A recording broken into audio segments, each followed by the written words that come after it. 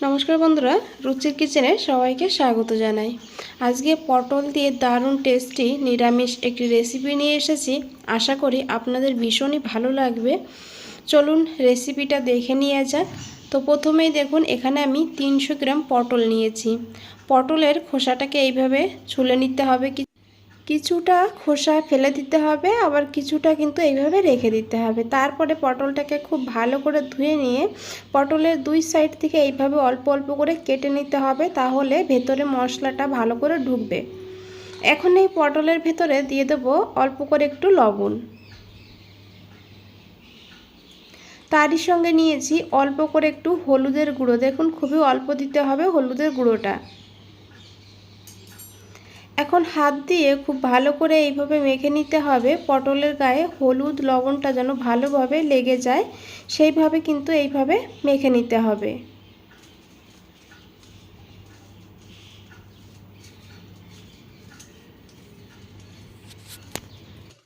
এখানে পটলগুলো সব মেখে নিয়েছি। আর এখন দেখুন, এইদিকে একটা কড়াই বসিয়ে দিয়েছি। কড়াইটাকে গরম করে নিয়ে দিয়ে দিয়েছি এখানে 2 চামচ সর্ষের তেল। রান্নাটা সর্ষের তেলেই করবেন, তাহলে কিন্তু খেতে বেশি ভালো হবে।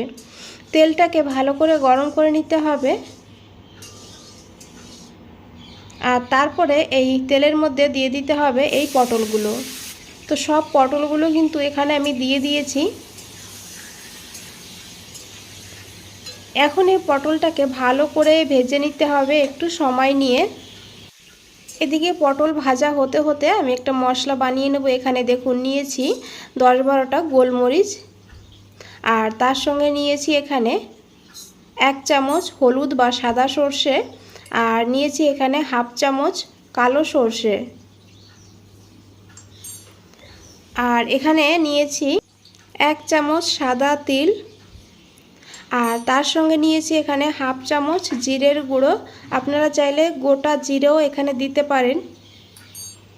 এখন সমস্ত কিছু প্রথম জল ছাড়াই গুঁড়ো করে নেব। যেহেতু অল্প মশলা, তাই এইভাবে জল ছাড়া গুঁড়ো করে নিলে তাহলে মশলাটা কিন্তু একদম মিহিভাবে বাটা হয়। দেখুন কত সুন্দর এখানে পাউডার তৈরি হয়ে গিয়েছে। এখন এখানে দিয়েছি অল্প একটু আদা। দেখুন, ছোট ছোট 4 টুকরো আদা নিয়েছি, আর তার সঙ্গে 2টো কাঁচা লঙ্কা। তবে ঝালটা আপনারা আপনাদের প্রয়োজন মতন নিয়ে নেবেন। আর দিয়েছি এখানে একটু লবণ। আর এখন একটু জল দিতে হবে। জল দিয়ে মশলাটাকে একদম মিহি করে বেটে নিতে হবে। তো দেখুন বন্ধুরা, মশলাটাকে একদম মিহি করে বেটে নিয়েছি। আর এদিকে দেখুন, পটলটাও অনেকটা ভাজা হয়ে গিয়েছে। পটলটা কিন্তু এখানে ভাজতে ভাজতে প্রায় 80 থেকে 90% সিদ্ধ হয়ে যাবে, সেইভাবে ভেজে নিতে হবে। দেখুন বন্ধুরা, পটলটা কিন্তু ভাজা হয়ে গিয়েছে। এইভাবে কিন্তু পটলটাকে ভেজে নিতে হবে। আর এখন এইভাবে আস্তে আস্তে তেল থেকে পটলগুলোকে তুলে নিতে হবে।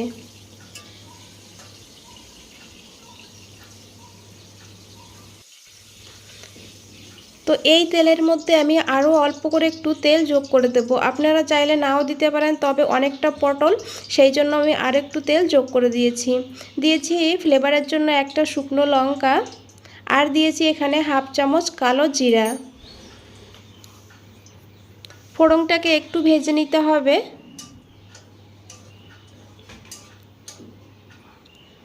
আর তারপরে এখানে দিয়ে দিতে হবে টমেটো। এখানে আমি একটা মিডিয়াম সাইজের টমেটো এইভাবে কেটে নিয়েছি। টমেটোটাকে দিয়ে এখন দিয়েছি এখানে একটু লবণ। তবে লবণ কিন্তু আগেও দিয়েছি মশলা করার সময়, পটল ভাজার সময়, সেই বুঝে লবণটা দিতে হবে। এখন টমেটোটাকে ভালো করে একটু ভেজে নিতে হবে, যত সময় না টমেটো নরম হয়ে যাচ্ছে। আরেকটা কথা বন্ধুরা বলে দিই, এখানে আপনারা যদি পেঁয়াজ দিতে চান, রসুন দিতে চান, তাহলে এখানে পেঁয়াজ কুচি দিয়ে ভেজে নেবেন, তারপরে টমেটোটাকে দেবেন। আর রসুন দিলে এখানে 4-5 কোয়া রসুন, মশলা যখন বেটেছি তখন এই বেটে নেওয়া মশলার সঙ্গে 4-5 কোয়া রসুন দিয়েও বেটে নেবেন, তাতেও কিন্তু খেতে ভীষণই ভালো হবে। তো দেখুন, টমেটো নরম হয়ে গিয়েছে। আর এখন দিয়েছি এখানে 1/2 চামচ হলুদের গুঁড়ো, আর 1/2 চামচ কাশ্মীরি লঙ্কার গুঁড়ো। কাশ্মীরি লঙ্কার গুঁড়ো দিলে ঝাল হবে না, তবে কালারটা সুন্দর হবে। এখন খুব ভালো করে এইভাবে মিশিয়ে নেব। এই সময় কিন্তু গ্যাসের ফ্লেমটা একদম লোতে রাখতে হবে, না হলে এই গুঁড়ো মশলাটা পুড়ে যেতে পারে। ঢাকা দিয়ে 2 মিনিট রেখে দেব। 2 মিনিট পর ঢাকনাটা খুলে নিয়েছি। এখন একবার খুব ভালো করে মিশিয়ে নেব। আর এইভাবে একটু খুন্তি দিয়ে টমেটোটাকে দেখুন এইভাবে ভেঙে ভেঙে দিতে হবে।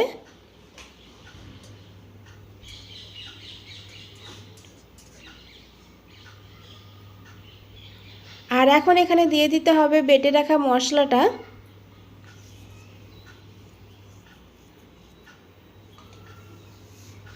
জার ধুয়ে অল্প করে একটু জলও যোগ করে দিয়েছি, জারের গায়ে অনেকটা মশলা লেগেছিল। এখন এই মশলাটাকে 2-3 মিনিট ভালো করে কষিয়ে নেব। বন্ধুরা এই রেসিপিটা খেতে জাস্ট অসাধারণ লাগে, ভাতের সঙ্গে দারুণ লাগে খেতে।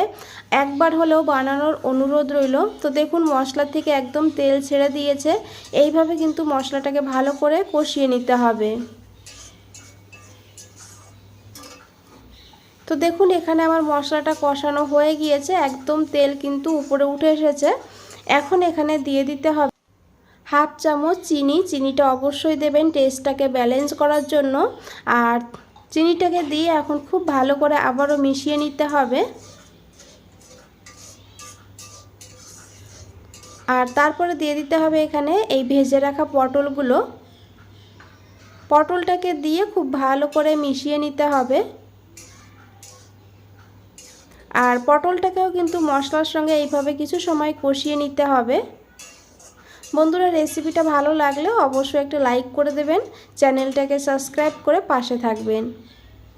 তো দেখুন একদম মশলা থেকে তেল আলাদা হয়ে গিয়েছে আর পটলের সঙ্গে বেশ মশলাটা কিন্তু মিশে গিয়েছে। এখন এখানে দিয়ে দিতে হবে জল, তবে অল্প করে জল দিতে হবে। এই রেসিপিটা কিন্তু একটু মাখো মাখো তৈরি হবে, আর অবশ্যই গরম জল দিতে হবে। তো দেখুন কিভাবে আমি জলটা দিয়েছি, এইভাবে জলটা দিয়ে ভালো করে মিশিয়ে নিতে হবে। আর পটলটা কিন্তু এখানে প্রায় সিদ্ধ হয়েই গিয়েছে, আর খুব বেশি সময় লাগবে না। তো ঢাকা দিয়ে 5-6 মিনিট লো টু হাই ফ্লেমে রান্না করে নেব। 6 মিনিট পর ঢাকনাটা খুলে নিয়েছি। এখন একবার খুব ভালো করে মিশিয়ে নেব। দেখুন পটলটা কতটা নরম হয়ে গিয়েছে। আর এখন এখানে দিয়েছি 1 চামচ কাঁচা সর্ষের তেল। তেলটাকে দিয়ে ঢাকনা বন্ধ করে 1 মিনিট লো ফ্লেমে রান্না করব। তারপরে গ্যাসটা বন্ধ করে আরও 5 মিনিট স্ট্যান্ডিং টাইমে রেখে দেব। দেখুন বন্ধুরা 5 মিনিট পর ফিরে এসেছি। আশা করি দেখে বুঝতেই পেরেছেন কতটা লোভনীয় লাগছে। অসাধারণ একটা রেসিপি, একবার হলেও বানিয়ে দেখবেন বন্ধুরা, তারপরে কমেন্টে জানাবেন। বন্ধুরা রেসিপিটা ভালো লাগলে অবশ্যই একটা লাইক করে দেবেন, নিচে বেল আইকনটা আছে প্রেস করে রাখবেন। যখনই নতুন কোনো রেসিপি দেব সবার আগে আপনাদের কাছেই পৌঁছে যাবে। বন্ধুরা আজ তাহলে এই পর্যন্তই, ফিরে আসছি নতুন কোনো রেসিপি নিয়ে।